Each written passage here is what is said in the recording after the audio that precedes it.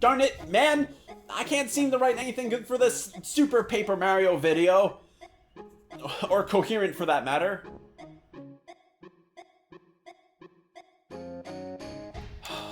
Everything I'm writing just seems to be so negative and one-sided and hateful. Like, I don't like this. It's not how it used to be. Nintendo owes me something. I need someone a little more positive to talk about this game, and not about all the hateful stuff in Super Paper Mario. Well, hey there, Skyler. Oh, hey there, Conner, aka friend. Say, didn't I toss you out the window last year? Yes, and I forgive you. For now. Because I see that you're doing a video on Super Paper Mario. Yeah, dude, it's gonna be wicked ill. Do you want in? Yeah, I really do. Do you want to do the thing? It'd be my honor.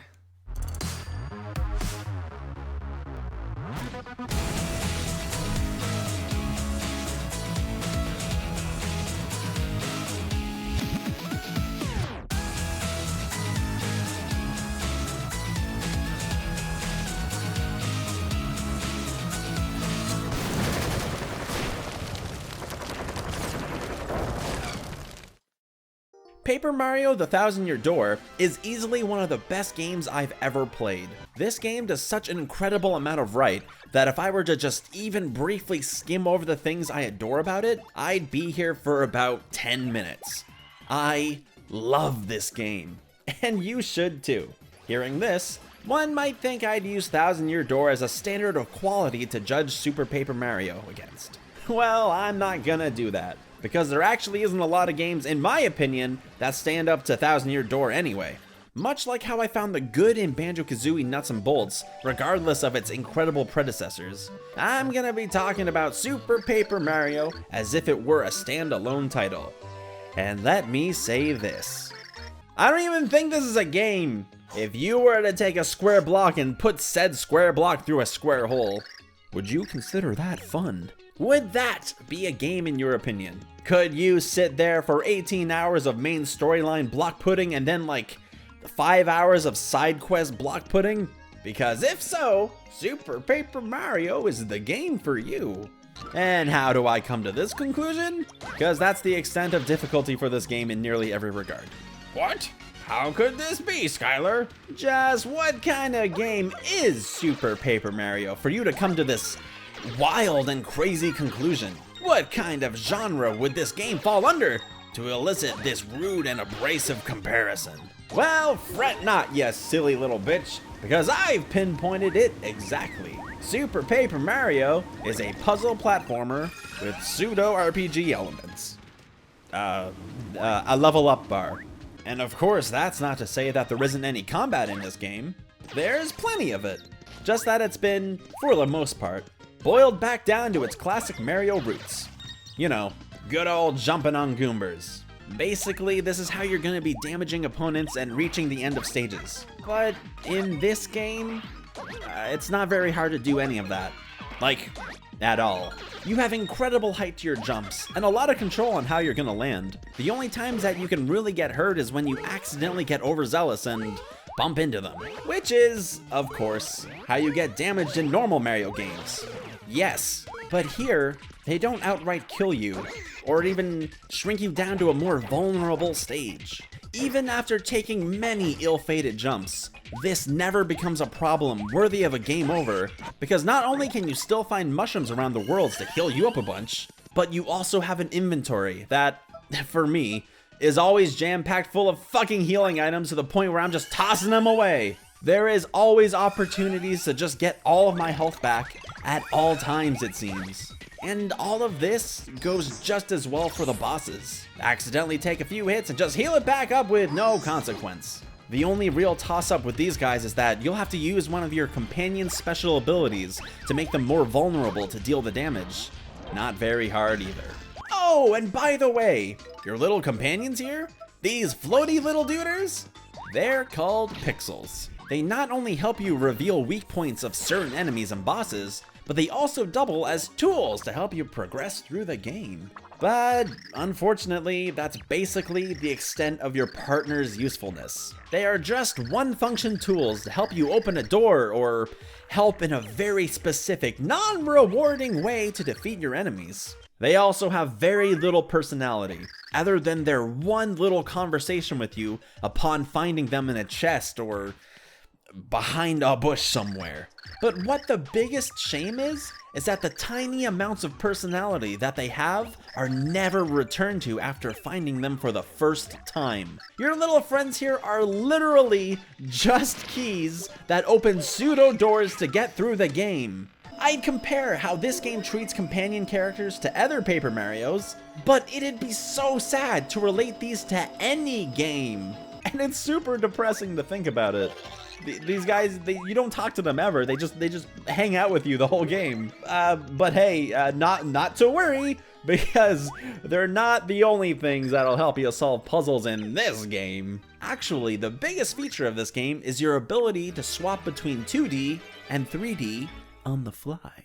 Flipping into 3D perspective gives you access to what's not fully apparent at first glance. However, at first it seems very interesting, seeing some new enemies and finding little hidden items to help you on your way, but very shortly you realize that all you have to do to solve pretty much any puzzle in this game is to just press A. Flip between dimensions. As soon as you walk into any room at all you gotta do to figure out what the next step is to just press A. In the rare case that you can't even see what you're supposed to do then, pointing at the screen will reveal invisible items, doors, and pathways to proceed. And every time it's needed, it is so incredibly obvious that you're supposed to just reveal the shaded out blocks that you couldn't stand on before. There's just no challenge to this game at all. It is so incredibly dull. Like I said before, square block through the square hole. And honestly, that's it. You now know exactly how to get through the whole game without any hitch at all. Flip between dimensions, see the thing that you're supposed to interact with. Maybe use a pixel on it and you're well on your way to the next puzzle, you little scamp. Then you repeat these things. Next room, flip dimensions, see the thing, maybe pixel, next puzzle. Take block, push through shaped hole, rinse, lather, repeat. Super Paper Mario. There is just nothing to this game. There's no challenge to the bad guys or bosses that can't be solved by using an obvious pixel and using one of your many healing items that when your health is low, you just heal it all back up. All the puzzles follow the same trick, becoming extremely predictable right off the bat. Your little friends only talk to you once and then just follow you around like zombies for the rest of the whole game. Honestly, the hardest part of this game is a toss-up between doing the relatively simple platforming against just trying to stay awake, trying to complete this game. The worlds are all cut up into short chapters, the overworld is super bland, and nearly every healing item at the chef's kitchen just heals a tiny bit more than its uncooked counterpart. And cures poison. Why? Poison isn't the only status ailment in this game. There are other ones. What is the purpose of any of this? What's the point of this whole game? Oh, I must calm myself. What I need is a good second opinion. Another point of view would really put this all into perspective. Hey! Conner! Don't worry, Skyler, I got your back. Personally, I love Super Paper Mario. It played a lot like the traditional Mario games, only with that beloved Paper Mario twist. It has classic side-scrolling and platforming, only with tons of RPG elements, like leveling up, collecting valuable items, organizing your party, and visiting towns and worlds. Basically, it took the classic formula of Mario, your run-of-the-mill walking right and jumping, and added just a little bit of variety and extra to make it a much more in-depth game, even if it was just a little bit of these things. And last, but most certainly not least, the flipping mechanic. The switching between the 2D world and the 3D world actually blew my freaking mind. So awesome. Yeah, you always could find the good in just about anything, Conner. Yes, while it's true that the game still keeps the air of comedy on a light note, I gotta admit that the writing and direction of some of the chapters is pretty interesting. For example, in Chapter 2, you're forced to work and pay off an outrageous sum, only to get wise and break into the vault of the place to pay off your debt. Or or even later on in the game, when the void in the background that's constantly threatening to devour all worlds actually does obliterate a world, leaving only the destroyed and colorless remnants. And just because I don't personally enjoy this game doesn't mean it's a horrible game. In fact, some people out there probably adore this game. And honestly, after coming to this conclusion, I guess it's just safe to say that I have standards. Hey, come on now, don't end the video like that. Be a little more friendly. Wow, fine Dad, I'll drop the sarcasm.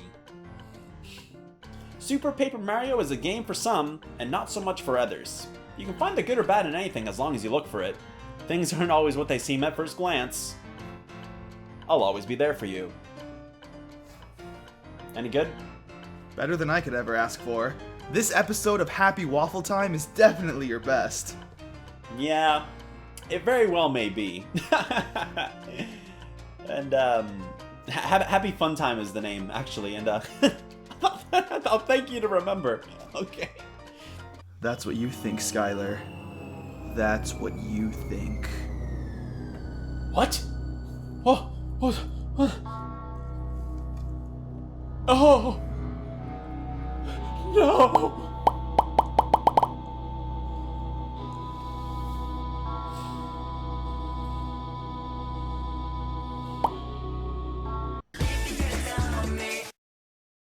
Hello there, and thank you so much for watching. If you liked hearing my waffly voice, then go ahead and click that box and you can listen to more of me and check out more of my videos. Or if you want to see some more Happy Fun Time, you can click that other box. Bye-bye now, you syrupy little darlings. I'm sorry, I won't ever say that again. That was inappropriate.